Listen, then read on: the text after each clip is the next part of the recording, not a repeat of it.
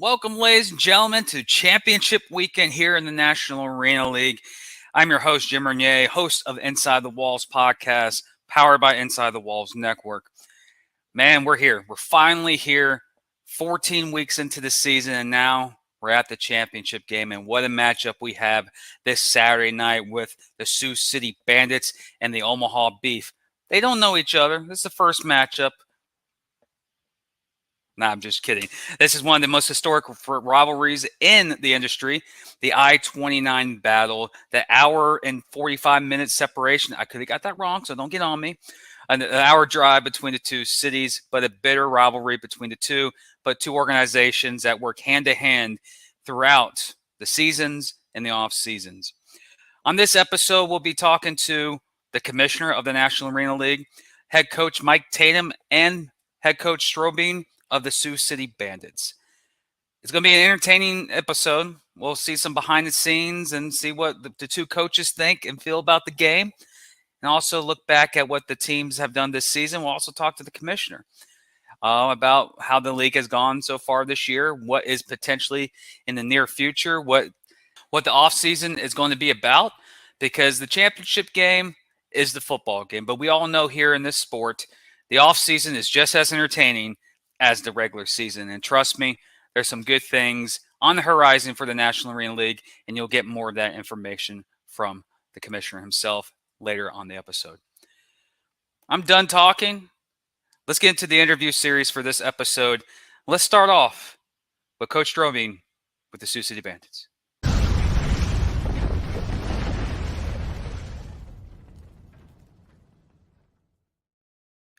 Welcome to the first part of 3 on today's episode of special guests. First off, we got to get to Sioux City with Coach Strohbeen. How are you doing, Coach? Good. How are you, sir? It's championship. I know you got an extra week. You had a bye week, so you can technically, it wasn't a bye week, but it was kind of a bye week for you guys. You need some help with Omaha. It's kind of weird having your arch rival trying to help you get in the championship game, but you guys in the championship game. Third matchup. The previous 2 matchups have been very entertaining with Omaha. What are you looking forward to this championship game? I mean, the previous 50 meetings have been entertaining with Omaha. You know, it's never a dull moment. I mean, I've been in this rivalry since 2000. You know, I've been involved with the Bandits since even before when the original Sioux City Attack was here. So when we started playing the Omaha Beef, I think in 2001 or whatever it was.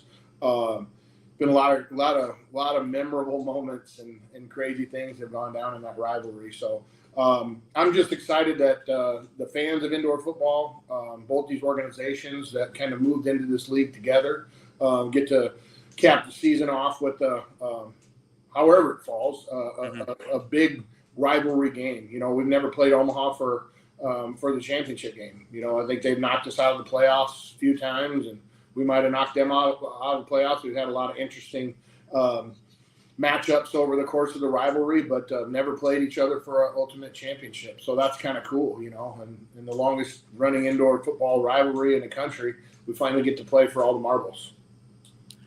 And they're kind of have. I mentioned this before with Matt, the host of the other show on the network.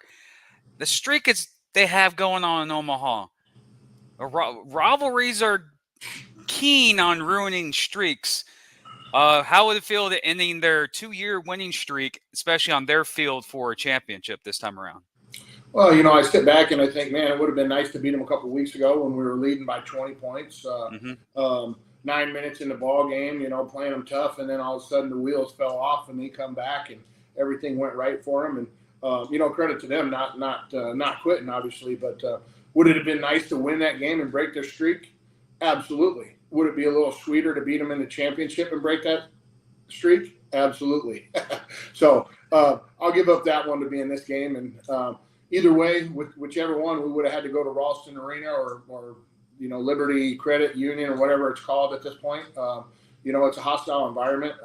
Either way, we're going to be on the road down there playing. So we're hoping that we break their streak. Well, you're used to the cowbells, so that's not going to be phasing you guys because of the rivalry between you two. Earlier this year, you went to Omaha without Vernon Reed. Now you do. How big has he just completely turned your guys' offense here towards the end of the year, and especially a couple weeks ago? He just went off in Carolina. How getting him on the roster? How has boosted up your offense since getting him on the team? Oh, I mean, he's been a huge help. And that game, our starting quarterback at the time, Josh Hollins, went down with an injury. Mm-hmm. He toughed it out and played through that. But that hampered him a little bit down in that Omaha game. And so luckily we had Verlon Reed close here. I think he was playing for the Cedar Rapids Kings at the time. So he's not too far down the road from us. So it just worked out. We needed a quarterback to replace Josh with injury, and he came in and, man, had been lights out. I think I look back at his accolades. He was the IFL Rookie of the Year back when he played for maybe the Rattlers or whatnot. Just the overall, I mean, his pedigree, that he brings in and his experience kind of draws the guys to him. He's hit the ground. I think he played against Omaha the last time in Sioux City. I think he had 1 or 2 practices under his belt. So now we're 3-4 weeks into his tenure as our quarterback. So he's adapted well to the guys. He's a natural born leader with these guys, and it's just really changed the course of our season. Speaking, he's had a highlight, but you guys also have some players on your team this year that have just. They're the gift that keeps on giving. That's Brandon Mitz and Fred Bruno. They seem like they've been in the game for 20 years. It's like you go back many years to Sioux City, they're still here. How does it mean keeping that veteran leadership and bringing them to this season propel you guys into the championship game this week? Oh, I mean, that's huge. I think Fred Bruno's in his 13th season. If you're a Omaha Beef fan or Sioux City Bandit fan, you know who Fred Bruno is. You probably, if you've ever watched an indoor football game, you know who he is. He's been a breath of fresh air I think this is my 13th season as a head coach, and he was one of the first players I signed as a head coach. And man, I couldn't imagine doing it without him now at this point. He holds virtually every record offensively, receiving and scoring, kick returns in Sioux City Bandit history. I think he's 70 yards away from all-time reception yards in the Bandits uniform. That's impressive. So we hope to get him that record. We're going to have to get him the ball a few times, but he's got a shot at that record. The cool thing about that guy is all those records don't matter to him. He wants to win football games. He wants to be around the guys. He wants to contribute. He never looks at those stats. We posted his last record a couple of weeks ago. He actually broke it in the second game, but I wasn't paying attention. Mm-hmm. Finally went back and looked. He wasn't the kind of guy to say, "Hey, coach, I broke this record." He had no idea. So, that's just kind of the guy he is. You talked about Braden Mintz. Braden is the only kid, we signed him at an open tryout 5-6 years ago or whatever. And the famous saying that you ask guys, because he came in as a running back, and what in an indoor football tryout can you really do with a running back? There's not a defensive line in front of an offensive line. You can catch footballs and you can run the 40-yard dash and run routes. And we asked him, what position do you see yourself playing for the Bandits? Because you look good on the field, but we don't know where to play you. He said, "Coach, I'll play anywhere." And we're like, yeah, that's what everybody says when they want to make the club, But the guy literally can play everywhere, as you guys know. He can kick the ball, he can play linebacker, he can play strong safety. He's a heck of a receiver for us, and he can run the ball. So, I think he played D-line at one point. I think he had him when an offensive lineman went down. I think he had to play offensive line for part of the time. Literally he's played every position, he's our kicker, So it's pretty cool having a guy like that, He's a huge part of the organization. The community loves him, got a huge following here, so we hope to get him a victory. Another one to mention is Drew Prohaska. He's in his 10th season, and he's as tough as a running back is out there in the league, So him and Matt going head-to-head, it's going to be awesome to see those guys, We love to run the football in Sioux City, so, it matches up nicely for what we like to do, to watch a good running attack, whether it be the quarterbacks or the running backs on Saturday night. So it's going to be a fun one. Well, speaking of the championship game, you had to get here by winning games.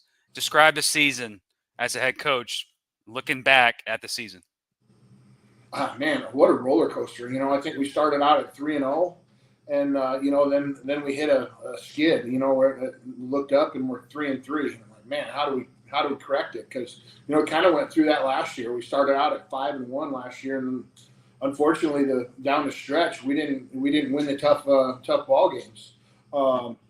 So I think the team chemistry, especially with Verlon here, the team chemistry is much better than last year.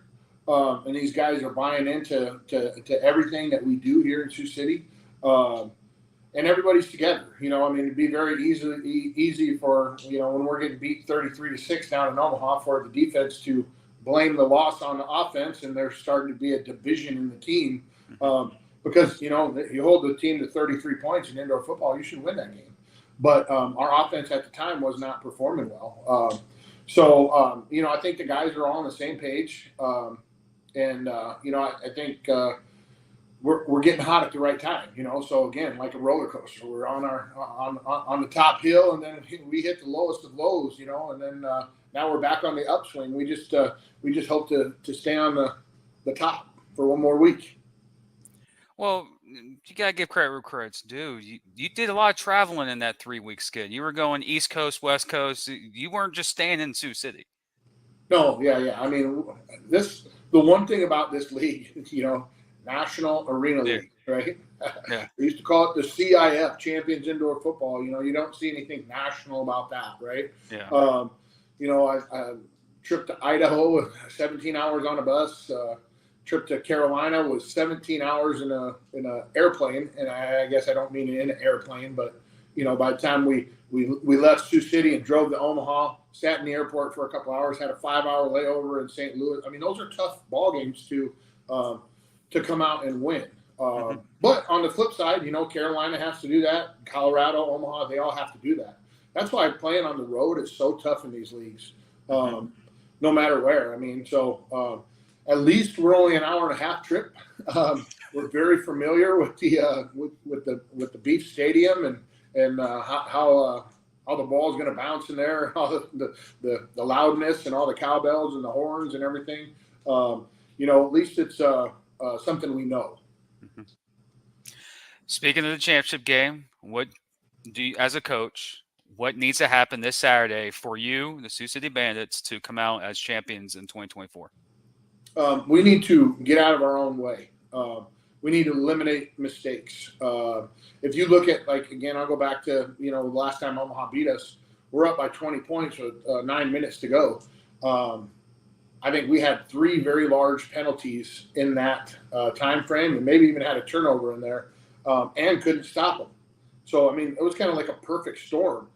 And it was all kind of due to our own, blocking the back. Return the ball to the 10-yard line and blocking the back, brings it back. Now we start our drive at the 2-yard line. It's hard to drive 48 yards against a really good football team. Had we converted one of those first downs or scored on one of those possessions, we win that ball game. So we just have to clean up all the mistakes that we made in that game as far as penalties and turnovers. I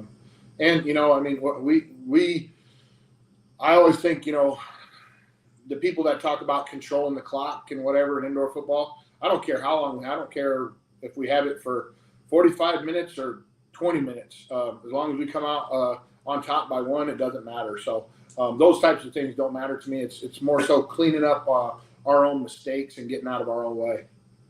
Well, Coach, best of luck to you on Saturday with the championship game against arch rival Omaha Beef. I can't do a prediction because I got to be neutral on this episode. I usually am doing predictions, but I can't. But hopefully you have a safe trip down to Omaha, up as you're going to different directions you go up. Hopefully you have everything. Hopefully you can get a win. My colleague may not be happy about that, but hey, it's all fun and games. Be well, Coach, and thank you for coming on to this edition of Inside the Walls podcast. I appreciate you guys' coverage of the championship game and all you do for indoor football. Thanks for having me on. Thank you, Coach.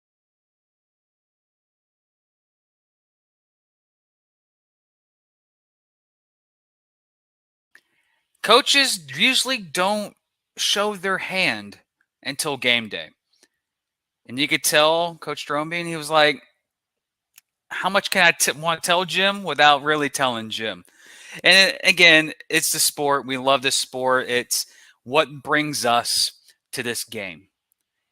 But again, we'll get to talk to Mike Tatum of Omaha here later in the episode. But two coaches that really know the game, the rivalry that has been happening for over 20 years, and it's an epic clash. I-29 rivalry between the Omaha Beef and the Sioux City Bandits. When these two organizations joined the National Arena League this past offseason, whoever thought that these two teams will be in the title match?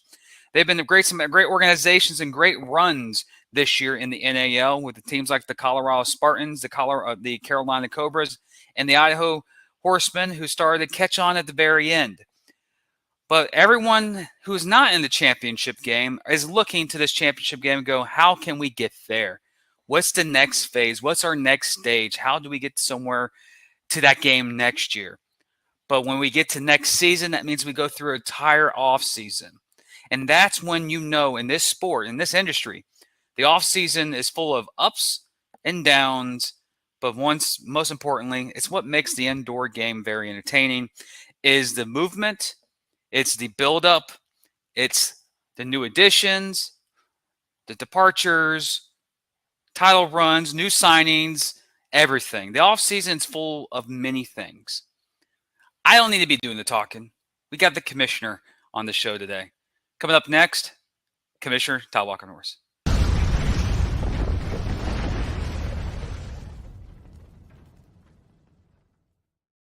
In the second part of today's episode, we are joined none other than the commissioner himself, Todd Walkenhorst. Commissioner, the season has finally come to its final day. It's been a hectic season, but we have two marquee franchises, the longest reigning rivalry in the industry, the I-29 war between Sioux City and Omaha.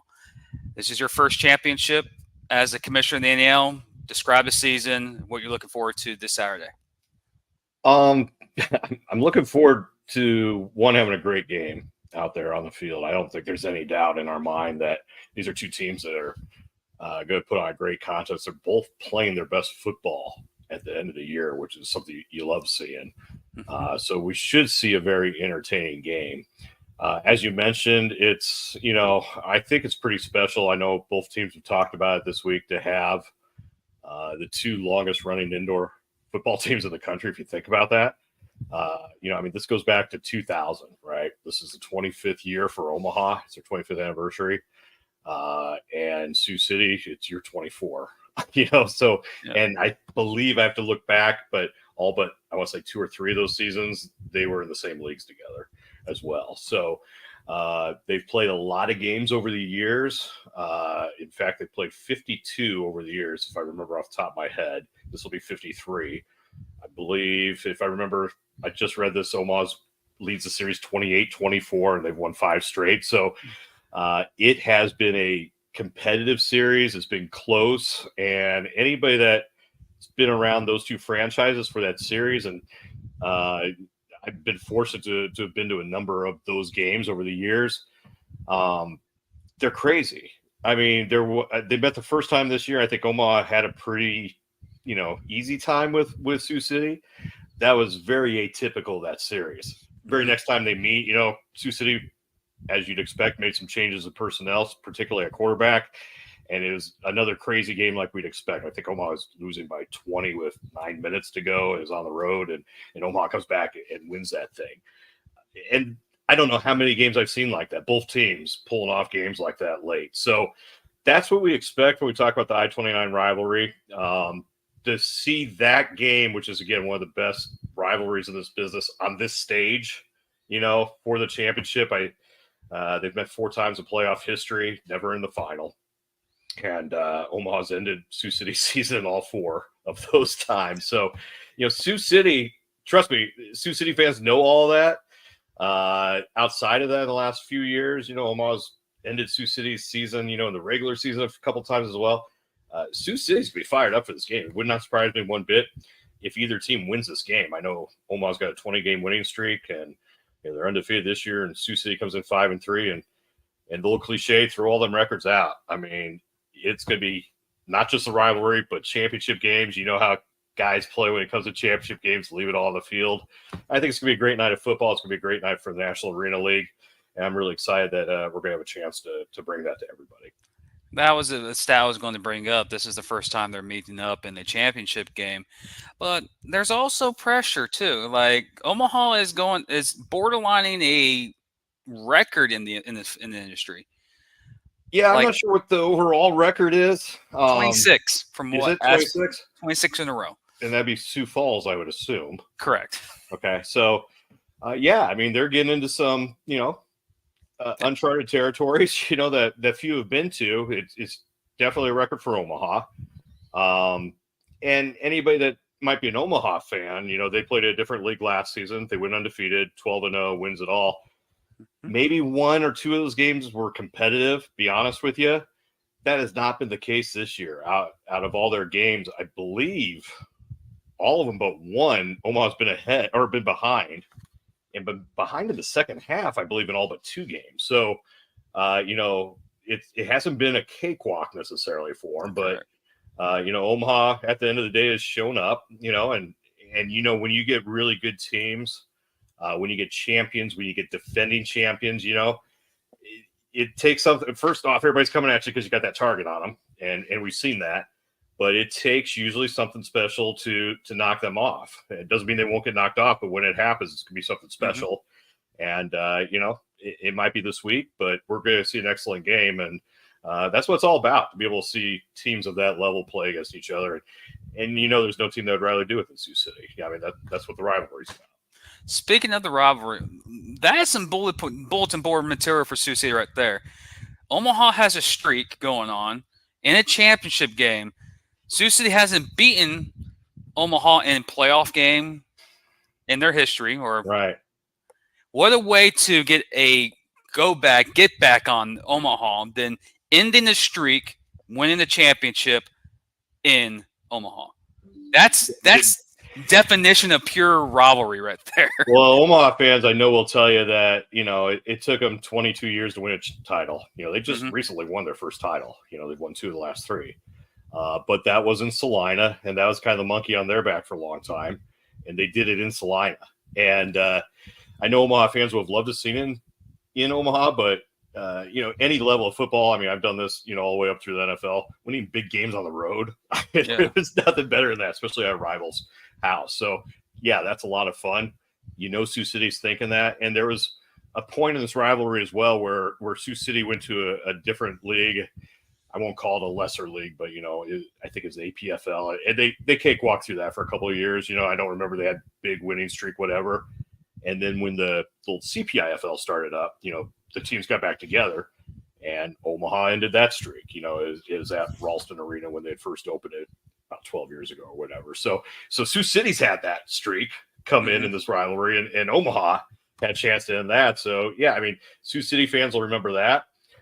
It's gone both directions, and there's been a couple periods in this rivalry where Omaha is very good. Right now, they've won, I think, 5 in a row.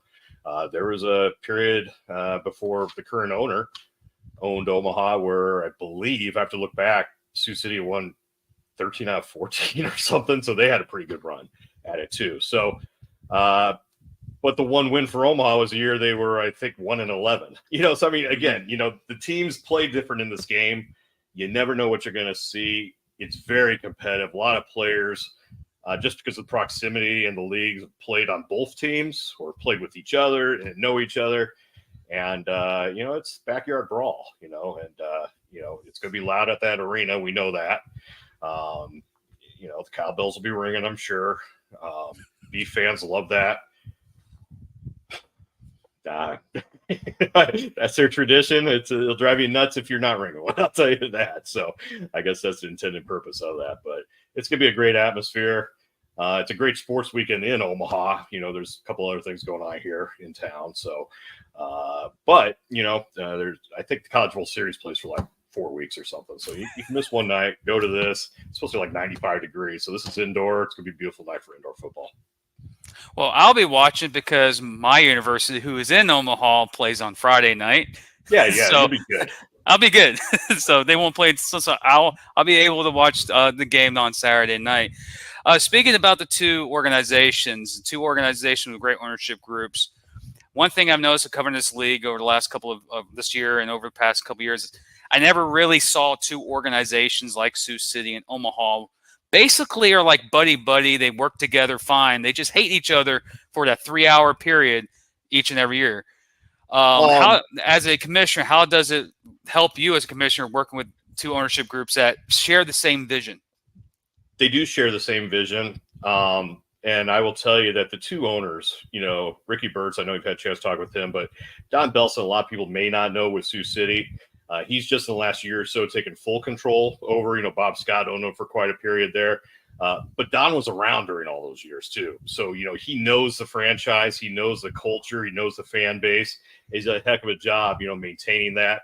And then I'd be, failed if I didn't mention the two head coaches. Mike Tatum, obviously, has come in first year as a head coach. He's an offensive coordinator last year in the undefeated team, but he's part of. You talked about the streak. He's part of those Sioux Falls teams up there. He's got all the rings. And he's brought a mindset with him.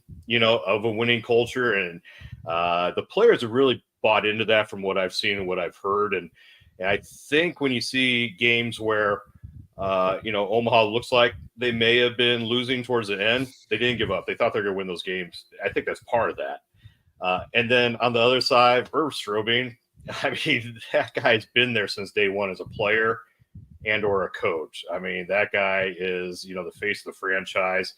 Love the guy. I talk to him all the time. This time of year when the playoffs are going on, I talk to him a lot more than, he's texting me about every 20 minutes about something right now. They're very competitive. You talk about the teams that have the same goal. You say they hate each other for 3 hours. I'll say during championship week, it might be a little longer than that because they're getting a little testy of each other right now. I guarantee you that. But they both know how important this game is. And they know what a big deal it is to both their players and their fan bases. And that's really what makes it fun. But both teams and organizations have shown, incredible level of professionalism. I'm proud to have both of them in the National Arena League. We have teams like Carolina, obviously, as well, that, is a founding member of the National Arena League. So, with what I know we're going to be doing in 2025, announcing shortly, we have a good bedrock, for the base of this league going forward. And, I'm proud to have all of them here. And again, I know when they go out on the field, and they've done it 52 times before, they're going to put a hell of a show. Well, speaking about the league, the regular season ends, but the off season's where all the fun begins. If you are in this industry, what's the actual status of the National Arena League for now and to the future, especially going into the off season? Yeah, I mean, we'll be here next year. I can tell you that. We'll start with that. We had talked a few weeks ago. There will be expansion. Teams have actually already been approved. We are getting ready to announce those, strategically. I believe one will be as early as next week. We're coordinating with teams that want to do it to their markets as well, on their timetables. Some of them are still playing in other leagues, and obviously we want to coordinate that as well. And what I think we had discussed was, I thought we had potential of good growth for 2025. We talked all the way back at the beginning of the season that I thought it was an interesting year, obviously, in this business, that some things had happened, a lot of changes that happened. We didn't know how they'd play out. We thought we knew how some of them would play out. Some of them did kind of play out the way that we kind of thought. And that would lead to an opportunity. I think that's what we've seen. So things are kind of going the way that I kind of thought they would. I can't say a whole lot more than I feel very good about the size of our league next year and the quality of teams we'll have. And I can also say that a lot more teams I've talked to that I actually anticipated talking to, which has been, a great problem to have, or a great opportunity to have. And, we've obviously reached out to teams. We've had just as many reach out to us, if not more. And, don't want to pat ourselves on the back as a league, but I think, we know what our warts were this year. We know why they happened. We've talked about that. I could dwell on them, but again, behind the scenes, business wise, that's really what the owners care about and stuff. We've done a lot of things that we're very proud of, and business wise makes sense to those owners. And I believe that's the reason they're reaching out and considering the National Arena League for 2025. We're looking forward to that progress and growth. Well, this season, if you look at the 13 weeks of the season, we can tell that we've went through the trials and tribulations this year with a couple of organizations. But getting to the championship game is also a time to look back at the season. This week, we we look back at some of the outstanding players. What are the events coming up this Saturday that fans can look forward to, especially for teams that are not in the championship game? Yeah, we're announcing all of our end-of-year awards right now, the MVP, Players of the Year, Franchise of the Year, here on Friday. I believe this may be airing after it or before, but, watch this space. You'll get up to date on all of that, and we'll be presenting those along with, talking with those players and people as well. So, and really that's a great thing about, not just our league, these opportunities. People are always like, why are all these leagues around and stuff? But really, that's the bottom line, is giving these players an opportunity, to be able to continue their careers, improve their careers in some of these places. And, there's just so many great stories out there. Omaha's quarterback, Tommy Armstrong, he's still playing, at a high level. Is it NFL? No. Do you think he cares right now? I'm sure he'd love the NFL money and playing in the NFL. Yes. But that opportunity wasn't there. He's doing some amazing things on the field. We've got lesser players, that you don't even know about. We got offensive linemen. We got, kickers, making, careers out of the NAL as much as you can, right? There's just so many small stories like that. It's not always the grand things that everybody thinks, this is about. It's some of these other stories that you'll never hear about. And seeing these players have these opportunities, that's really a great thing for us to do this and to provide those platforms. And, I'm looking forward to having more than 5 locations for players to do in the National Arena League next year. Oh, any predictions for the game? I know you can't do it because you're a commissioner, but I will stick with my prediction that, I would not be surprised if either team wins that. I know that's not really sticking my head out there, but I would not put my mortgage on either team. And that being said, Omaha for 20-game winning streak. That would be who. There's no odds or betting lines on this, unfortunately. But I wouldn't put a huge bet on either team. It's just gonna be that kind of a competitive game. And again, if there's one thing in this series is, you'll probably see something you're not expecting, so that's what's really tough about it. So, even if I was as knowledgeable as possible, and maybe I am about this stuff, I would not make a prediction on this game, period. Well, that's good. That's staying down the middle. Did I do that all right? Well, like a total, puss on that, huh?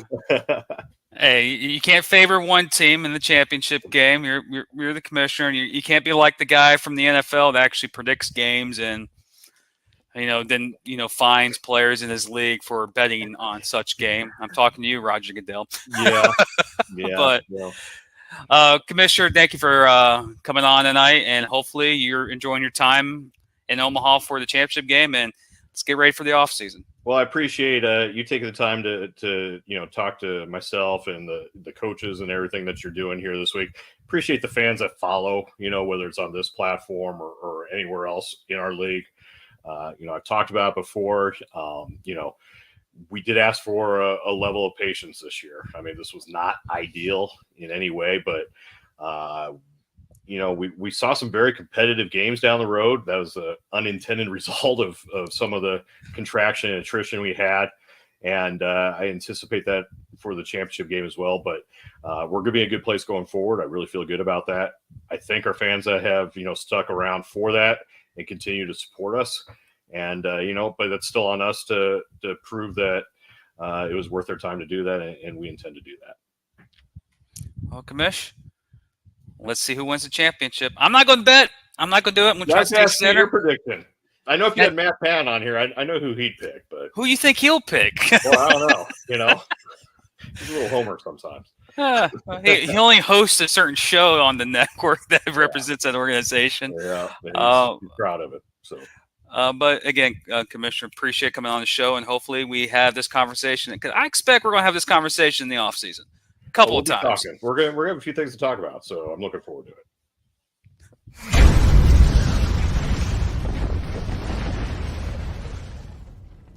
Like I said, the off season is always going to be full of some interesting things. But again, as the commissioner said, there are things that what we had to do with this league to keep it afloat, to get to this game. A lot of hard work had to be done behind scenes, especially with the two organizations, Sioux City and Omaha, and including the organizations in Carolina, Colorado, and Idaho. But again, this is the 3-part series, and I'm not going to be here just talking your ear off about insignificant things that I have no control over. You're here to listen to the coaches, and we have one more here. Here's head coach Mike Tatum of the Omaha Beef.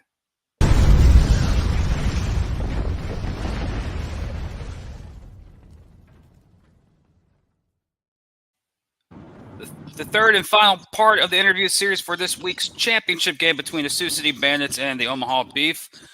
We're alongside head coach Mike Tatum of the, I don't know how many in a row, coach. How many in a row is that? 20 now? 13, 7, 8. About, I mean, if you count preseason, it's about 21. The streak continues. I know a lot of coaches don't talk about it, or that's mainly fans behind the scenes. But that's pretty impressive. You have the longest winning streak in all of indoor football. The second team is, I want to say it's Green Bay right now with like 9. That's pretty impressive, Coach. You got 20 in a row. And you were offense coordinator last year, head coach this year. How's it to just continue the streak? You have a couple games this year that were like, ooh, I don't know, and you come out on the other end with a victory. This season's been a roller coaster, but you've been winning all the games. How do you do it each and every week? All the glory goes to the players, man. Like our players, they work hard, man. They work hard every day. They take coaching. They take accountability. Pretty much all the stories that we tell them and stuff like that, man, the good and the bad. They kind of let it sink in, man. They kind of know what it takes to win. You know what I mean? And we kind of give them situations where they feel how it feels to lose without losing the game. So that's my opinion on it. Well, of course, you're led by potential MVP quarterback Tommy Armstrong, and when the team needed him the most, he showed out this season, especially the last game against Carolina. How is it to have him on this team, especially continuing the streak? Having Tommy, it's a big sigh of relief. A lot of people say like a lot of our success is based on him, but Tommy's a game changer. You know what I mean? But he's also a game manager. Tommy's very smart, very instinctive. He makes a lot of good decisions. He makes a lot of plays, but his competitiveness is what takes us over the top. Having a guy like that, lead our team, lead our offense. It's major. It's major. And we're glad to have him in Omaha with us instead of somewhere else where he could potentially be or go to. Speaking of Omaha, you guys are hosting the championship game, back-to-back championship games you're hosting, but the first one in the National Arena League. You've been in that building in regular games, and you've been in the building hosting championships. Describe the atmosphere that the fans can experience this weekend. It's going to be crazy. There's going to be a crazy atmosphere. It should be sold out. There'll be cowbells everywhere. You'll see red, you'll see orange, you'll see, you'll see everything, man. It's going to give you probably the craziest atmosphere that there's going to be in a long time, in a few years. Mm-hmm. And you're undefeated at home for 2 years, but you can't really. Everything can go away with a loss this weekend. I know you're not projecting that, but as a person who covers the league, I got to kind of sign with Sioux City here. The streak is impressive, 20 wins in a row. A lot of teams don't get that, especially in this game. But Sioux City is coming in with a chip on their shoulder. They just, they won their last game, and then they watch you, Omaha, win and help them get in. Yeah, there you go, dude. We helped them get in. They didn't earn it, but we helped them get in. But I mean, hey, it is what it is, man. It's football, and it's always any given Saturday. It's always any given Saturday, any given Or Friday. Sunday, or Friday. It's any given day. But this is the third matchup this season with Sioux City, and they've bolstered their lineup again with the addition of the new quarterback, Roland Reed. Last matchup in Sioux City was a classic. Do you expect another classic again here in Omaha, or are you just hopefully it's a one-sided affair and that you can coast to a championship? It's gonna be a great game. It's gonna be a great game, man. Those guys will be prepared. They kind of know what we do. We know what they do. You know what I mean? It's gonna be great, man. I mean, it's a championship. It's a championship. I mean, pull out all the stops. And just to me, man, I'm just ready. I'm just ready to be a part of history. That's it. I'm ready to be a part of history, man. Speaking of history, this will be the fourth championship, if I'm right, if you guys win it. And you'll be part of a very selective few organizations in all of the sport that have more than 4 titles. So you'll start getting into the upper tier of just not the NAL, but multiple leagues. But what does your team need to do this weekend to pull off that victory and get that title? Just stay level-headed. I mean, I'm going to keep on saying that. Just stay level-headed, stay focused. Mm-hmm. We can't lose focus. We got to keep those guys knowing that there's a task at hand. And you know what I mean? Nothing's going to happen until the clock strikes zeros. Nothing's going to happen until after the national anthem. So we just got to know those two things are going to happen. It's going to come. And, when it's time, we'll go ahead and take care of business, man. We got to stay off of social media. Don't let social media determine the outcome, because I see a lot of people are having fun on social media, and it's good for the championship game. That's bulletin board material there, Coach. Hey, as I mentioned before, I will love to get on there and put a few comments on there and different things like that, man. But as the head coach, I guess I got to let some of that stuff go. But hey, it's some really good stuff out there, and I like it. There's some really good stuff, and it's one-sided. Well, the ultimate trash talking for you is scoreboard at the end of the game if it favors Omaha. I mean, definitely. I mean, that's the goal, man. That's the goal. We're going to prepare our guys to go and take care of business, man. Nothing else really matters. This is the only game that matters. What happened last time don't matter. But the biggest thing is, we got to harp on beating a team 3 times. I mean, that's always hard on any level, is beating a team 3 times. So. Well, you just answered my next question, but oh, sorry. I was going to say it's pretty hard to beat the team, but you answered it. But the season, man. The season has been a roller coaster for you guys. The travels, I still remember the coming out party. It was at Carolina earlier in the year, where Carolina was one of those fan bases, talking a lot on Facebook, and you guys went out there and took the game away in the second half. And you saw how Omaha, from that point on, just started establishing themselves as the best team in the league. You've been coaching this organization all season long. Describe the season, the entirety of the season. The entirety of the season, I mean, we've been working for 13, 14, 15 weeks. Like, this didn't just come, overnight. And, I mean, even on bye weeks, after bye weeks, I mean, we're still going hard. I mean, we're taking no team lightly. We prepare the same way every week. I mean, we're prepared to win. I mean, a lot of people, they have to get up to certain challenges, man. We don't get up to certain challenges, man. We have played 8 championship games this season and have won all 8 of them. Mm-hmm. We are about to play our 9th one, which is the meaningful one. And, I mean, we're approaching it the same way. Every game is a championship game, man, like when you're the team to beat. Speaking of the team to beat, you got a couple of studs on your team that have been showing out. What player deserves, in your opinion? I'm not going to take spotlight from Matt. Matt does a great job with the Prime Country Omaha Beat podcast. You're going to be on that show on Friday night, so if people are watching this, stay tuned later tonight. You'll be on the show again. Any players that stood out to you over the last couple of weeks, or even the season, that deserve to get more recognition throughout the industry? I feel like we're a team. I Bing? don't know. I don't know what players are sticking out. I mean, we all we all work hard. We all work hard, man, and we can care less about individual accolades and different things like that, man. I think a lot of our players take pride in that, but not to belittle anybody that's been balling on our team, man. We got Mhm. a whole bunch of ballers, man. We got our defensive line is stepping up. You know what I mean? Our linebacker play is pretty good, man. Our DBs, you know what I mean? You're playing some of the best football they can play. Offensive line, they're doing their job, you know. Tommy's leading. Max running the ball. Our wide receivers are explosive. So expect this weekend. Like we're really gonna do some really good things, and we're gonna be bringing the wood. Like it's gonna be like no other. I feel like this weekend. So not to shine light on no player, our team is gonna be ready. So you've won championships as a player in Sioux Falls. Four. As a four, right? You're correct? So Yeah. hey, oh, good. I got my stats are right for the first time. You've Yeah. won championships at Sioux Falls, and as an assistant coach, could be your first one as a head coach. You have won at all levels in the indoor game and winning a championship. How hard is it to win a championship, no matter if you're a coach or player? Um.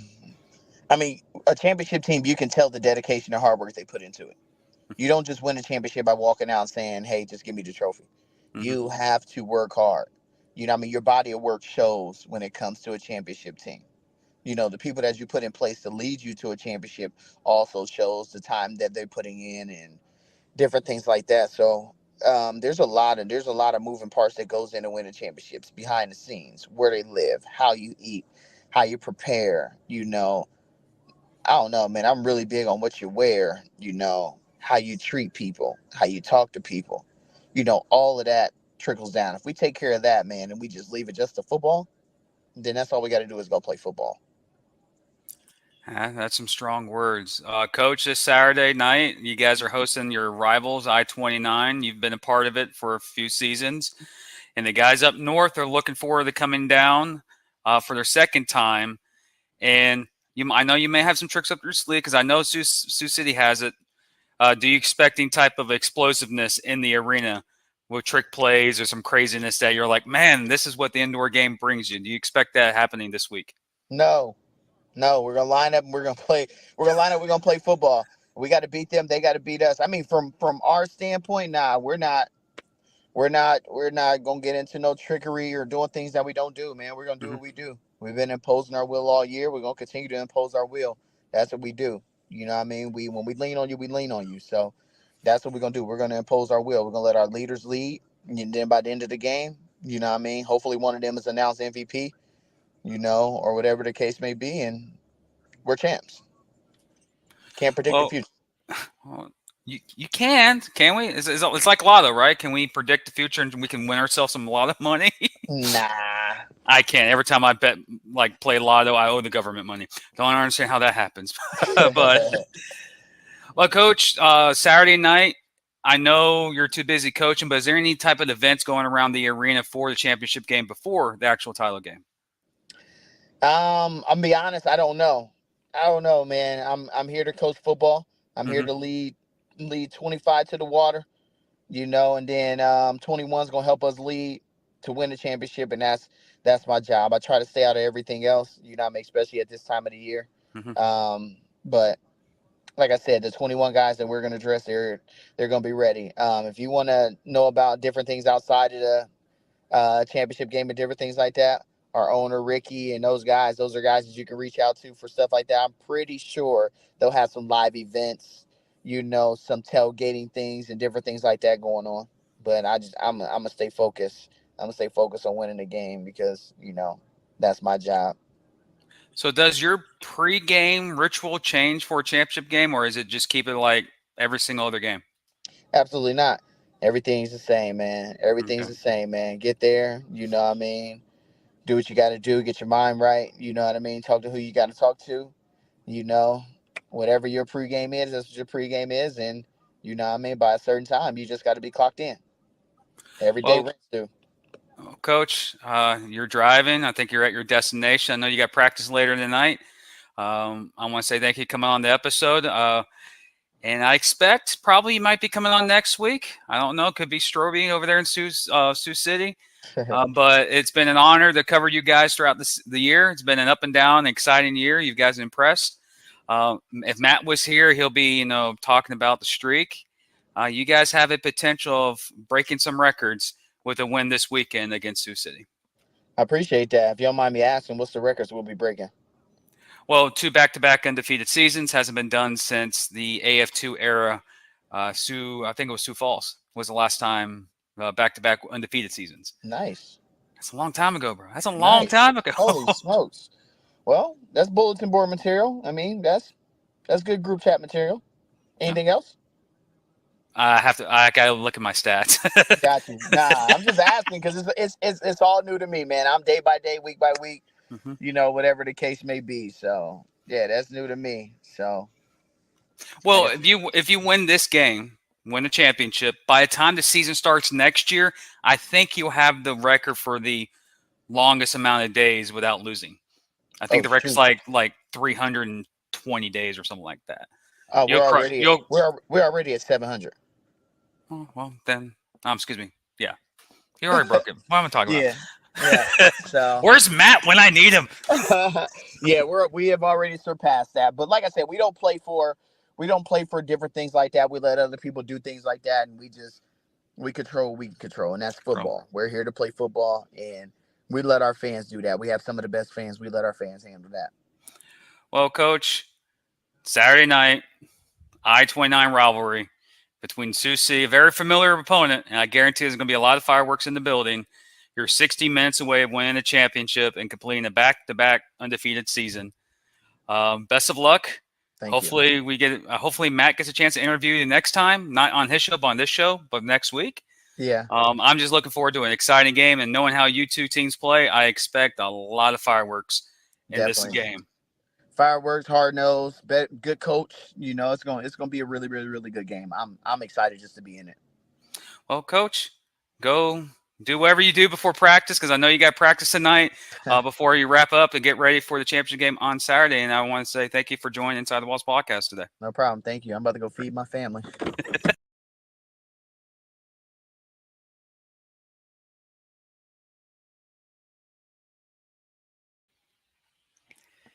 Like I said with Coach Strohbeen and now with Mike Tatum, coaches don't like to show their hand because it's the title game. Everything is on the line. It's win or go home. In this case, it's win, and you're hosting the championship trophy. Some of you know this is the championship. If you're in Omaha, get a hold of Ricky Birds. Go to the omahabeef.com. Go to their ticket box office. Get your tickets now. It's going to be an exciting event Saturday night in the Slaughterhouse between two historical franchises in this game. Unfortunately, I won't be making a trip this time, but hopefully I get a chance to get to the Slaughterhouse sometime in the near future to experience the hostile environment I keep hearing about. For the Sioux City Bandit fans who are making the trip down south, be safe on your travels. Get to the venue in time. Be safe. Hopefully everyone has a good time, and hopefully everyone comes back here next week as we'll have the winning coach, the MVP, and other exciting interviews next week on a jam-packed Inside the Walls podcast here on the National Arena League website. And again, I want to thank you guys for tuning in this whole entire season. Me and Matt do this for fun, and we appreciate it. We love the support. And I just want to say that the off season is full of some great things in the future for all of us. And I want to really say thank you to the organizations here in the National Arena League that have given me the opportunity, given me, Matt, the opportunity to cover a league. And we're looking forward to an entertaining game this Saturday night and a very eventful off season where we'll be with you step by step. And for more information on the National Arena League and any of its affiliates, please visit nationalarenaleague.com. If you want to see some breaking news or hear breaking news from people that actually cover the league and that are connected with the league, follow us on Inside the Walls on Facebook, Twitter, Rumble, and YouTube. Just search Inside the Walls Network or Inside the Walls Podcast, and we'll pop up, and we'll be giving you guys some information when news drops about the National Arena League or its organizations. Again, I want to say thank you to everyone who has tuned into this episode. Thank you to everyone who has supported this episode from day one. I want to again thank the National Arena League for giving me the opportunity to do this for the third consecutive season. And I look forward to continuing the relationship this offseason and in the years beyond. Also, I want to thank a guy who really doesn't get a lot of spotlight, and that's Steven Shatola. He is the guy behind the scenes that never gets credit where credit's due. So I want to give a shout out to Steven Shatola and the media group there in the National Arena League. Also, I want to thank you to our listeners. I really appreciate it. Love the respect, love the joy, and like the messages you guys send us. DMs. Some of them are pretty entertaining, and we got some of the trolls. We know who the trolls are. But without you guys, we don't do this, and without you, our league doesn't exist. So get to the arena safely. If you're traveling from Sioux City, be safe. Get there, have fun, tailgate. But remember, without you guys, those teams don't exist. And without you, the sport does not live. So without you guys, thank you for supporting the game that we love here in the National Arena League and in all of indoor football. Again, I wish I was there. A little excited about this matchup. I think it's going to be very entertaining. But with that, I bid you adieu, and I'll see you guys next week.